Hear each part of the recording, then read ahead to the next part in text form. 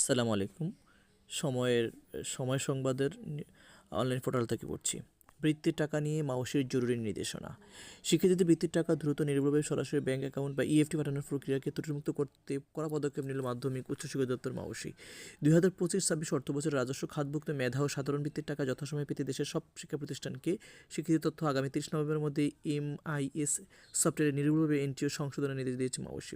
সম্প্রতি অধিদপ্তরের AQAU সেলের এক বিজ্ঞপ্তিতে জানানো হয়, মাদ্রাসা শিক্ষা বোর্ড থেকে বৃত্তি ফি সাধারণ শিক্ষায় অধ্যয়নরত শিক্ষার্থীদের তথ্য সহ সব শিক্ষার্থীর ব্যাংক সংক্রান্ত তথ্য অবশ্যই এই সময়ের মধ্যে সফটওয়্যারে আপলোড করতে হবে।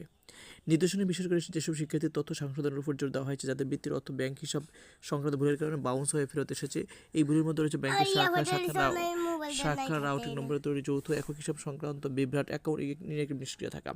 মাউসি জানিয়েছে, আগে যেসব বৃত্তিপ্রাপ্ত শিক্ষার্থীর তথ্য সফটওয়্যার অন্তর্ভুক্ত হয়নি, এবার তাদের তথ্য নতুনভাবে এন্ট্রি করা যাবে। তবে সব ধাপ অনুসরণ করে তথ্য হালনাগাদ করতে হবে, কারণ তথ্য ভুল বা অসম্পূর্ণ থাকায় অনেক শিক্ষার্থীর অর্থ যথাসময়ে পাঠানো সম্ভব হচ্ছে না। শিক্ষার্থীদের আর্থিক সুবিধার বিষয়টিকে সর্বোচ্চ গুরুত্ব দিয়ে মাউসি সতর্ক করে বলেছেন, বৃত্তির তথ্য এন্ট্রি বা সংশোধন যদি কোনো ভুল বা অনিয়ম পরিলক্ষিত হয়, তবে সংশ্লিষ্ট প্রতিষ্ঠানের প্রধান বা দায়িত্বপ্রাপ্ত কর্মকর্তা ব্যক্তিগতভাবে দায়ী থাকবেন। 30 নভেম্বরের সময়সীমা কঠোরভাবে মেনে চলে বৃত্তির টাকা বিতরণের প্রক্রিয়া সম্পন্ন করতে বলা হয়েছে। ধন্যবাদ।